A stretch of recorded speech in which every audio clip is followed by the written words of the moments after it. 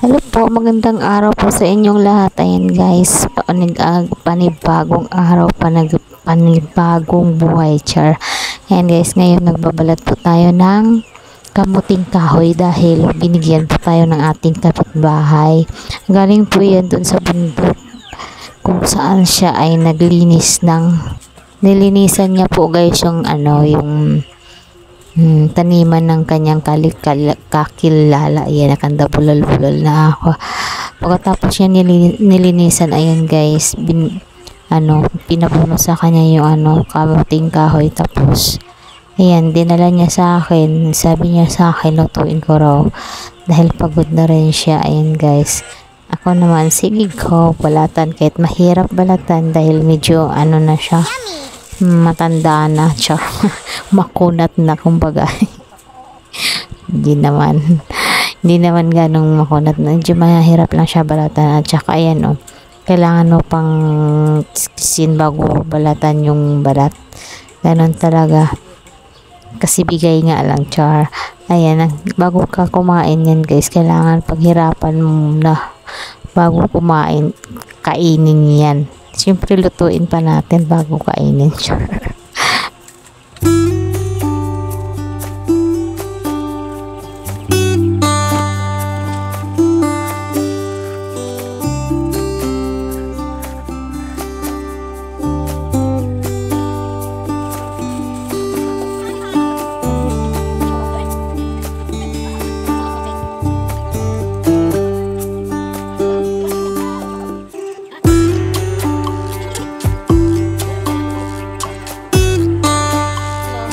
Habang busy po ako sa aking pagbabalat guys, ayan, dumating po yung aking mga pamangkin dahil magpapakain na ng kanilang mga alagang manok.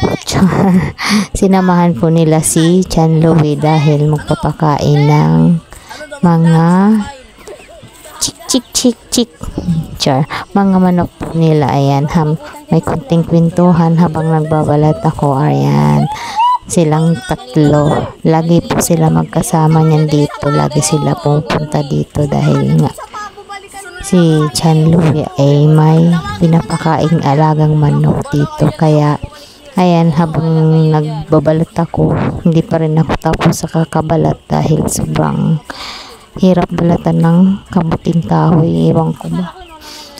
Iwan ko ba sarap siya kainin, kaso nga lang ang hirap balatan kasi medyo matigas na siya. Ano ba yan? Nakandabulubul naman. Medyo matigas na po yung kanyang balat.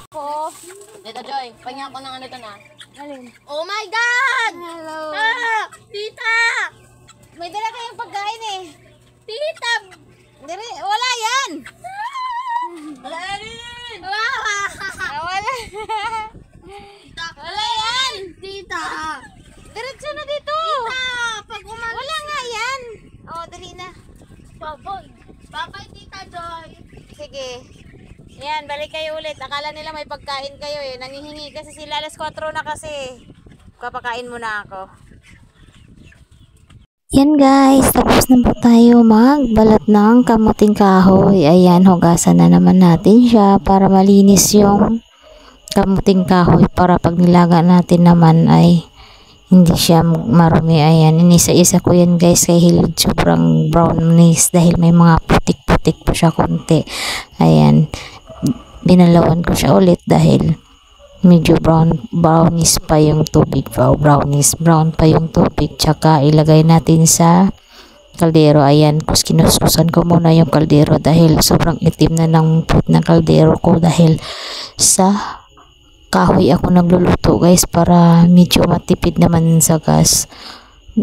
Maraming kahoy dito ngayon sa amin dahil nga may nagbibigay, tinatambak doon. Hindi na ako mahirapan maghanap ng kahoy. Ayan guys, nilagay ko na po siya sa kaldero, tsaka lulutuin natin yung kamuting kahoy. Ayan, nagsiga na po ako dahil ganyan lang po kabilis magsiga. Ayan, diba? Saglit lang guys, nakapagsiga na po ako. Ayan, medyo mabasa nga dyan guys dahil nga umulan. Oh, diba? Ang bilis. Pagsanay ka talaga sa probinsya guys, ayan, pagkatapos pakainin ko na naman po yung aking mga alagang pato at saka mga manok. Ayan, umulan kasi parang medyo maputik-putik. Ayan, ayan sila oh. Ang lalaki, 'di ba? Laki ng mga alaga ko, pero hindi po lahat sa akin yan guys, sa kapitbahay ko.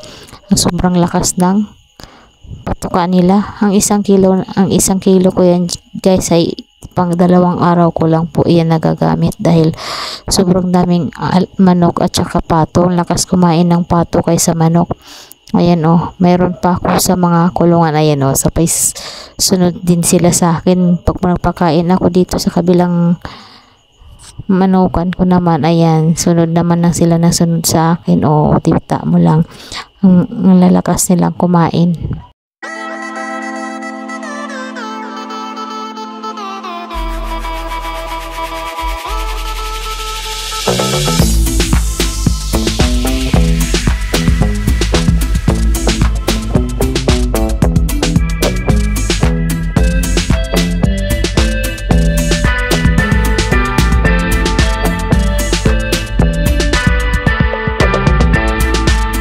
Luto na po guys. Ayan, tara kain po tayo with coffee guys. Ang sarap niya sa kape. Ayan guys, paano ba yan? Tapos na, bye.